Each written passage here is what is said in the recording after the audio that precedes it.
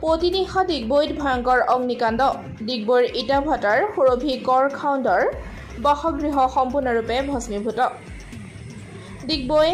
IOC Margherita Tinsukia দুলীয়াজানৰ অগ্নি নিৰ্বাপক বাহিনী উপস্থিত হৈ জুই নিৰ্বাপন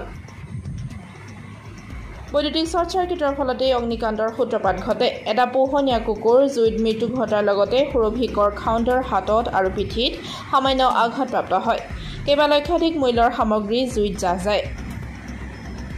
ডিগবৈৰ পৰা নিতুমণি শইকীয়াৰ ৰিপৰ্ট পাব্লিক টিভি অসম তিনিবাৰ সাউণ্ড কৰিলে সাউণ্ড কৰাৰ পৰা মই সাৰ পাই গ'লোঁ সাৰ পাই পেলাই তাৰপিছত শিকৰখন মেলি চাইছোঁ মানে চিঞৰ বাখৰ তাক শিকৰ মাৰি চাইছোঁ তাত জুই প্ৰথম ভাবিছিলোঁ ইয়াত দুদিনমান আগতে খুব হাতীয়ে ওপৰত কৈছিলে মানে হাতীয়ে কাৰোবাক কৰিলে নেকি পিছত দেখিলোঁ নহয় বোলে এটা জুই ঘৰৰ ওপৰত যেতিয়া চালোঁ তেতিয়া সেই জুইখিনি মানে সেই সময়ত মানে 3টা বাজিছিলে তেতিয়া সেই জুইখিনি পূৰা এক্সট্ৰিম গুচি গ'ল আৰু প্ৰকৃত কেইটা বজাত লাগিছিলে জুইটো প্ৰকৃত মানে এইটো কোনো ক'ব নাই কিন্তু কোৱা মতে এইটো শ্বৰ্ট চাৰ্কিট আৰু যিমানটো সময়ত 1:30 2টা বজাৰ পৰা আৰম্ভ হৈছে মই যেতিয়া 3টা বজাত যেতিয়া মই চালোঁ তেতিয়া মানে জুই কৰা একদম এক্সট্ৰিম পইণ্ট আৰু এইটো আছাম টাইপৰ ঘৰ আছিলে কাঠবোৰ পুৰণা কোনো মানুহ কিবা ক্ষতি হৈছিল মানুহ তেনেকৈ এতিয়া অকল আছিলে বাইদেউ আছিলে সৰু বাইদেউ একো হোৱা নাই এতিয়া বাইদেউক হস্পিটেল লৈ গ'ল এনেই বাইদেউ এইবোৰ দেখি পেলাই হঠাৎ দেখি পেলাই নাৰ্ভাছ নিচিনা কৰিলে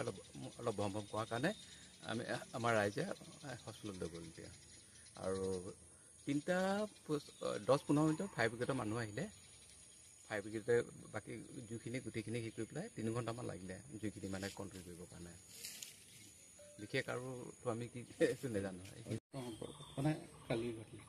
কি হৈছিলে কালি ৰাতি শুই আছোঁতো 2টামান বজাত মই খুব পোহৰ দেখি পেলাই মই ওলাই আহিছোঁ ওলাই আহি পেলাই মই দেখিছোঁ যে মোৰ কিনাৰৰ ৰুমটো পূৰা জ্বলি গৈছে এতিয়া মই কি কৰিলোঁ থিয় হৈ থাকিলে মই ভাবিছোঁ যে মোৰ জুই লাগি যাব মই কি কৰিলোঁ বাগৰি বাহিৰলৈ ওলাই আহি মই ল'ৰাটোক ওপৰত থাকে মই ল'ৰাটোক মাতি মেলি আৰু যেতিয়া চাইছোঁ ঘৰটোৰ অৱশিষ্ট মানে প্ৰায়খিনি জ্বলি আহিলে জ্বলাৰ পিছত আৰু ফায়াৰ ব্ৰিগেড খবৰ দিলে তাৰপিছত মোৰ অকণমান মোৰ অলপ ইঞ্জুৰি হৈছে হাতত ডিঙিত বিশেষকৈ যিহেতু ৰাতিৰ ঘটনা জুইটো বিদ্যুতৰ জুই যেনে অনুমান হৈছে আমাৰ আপোনাৰ ধাৰণাটো মই আৰু কি কৰিম সেই বুলি ভাবি লৈছোঁ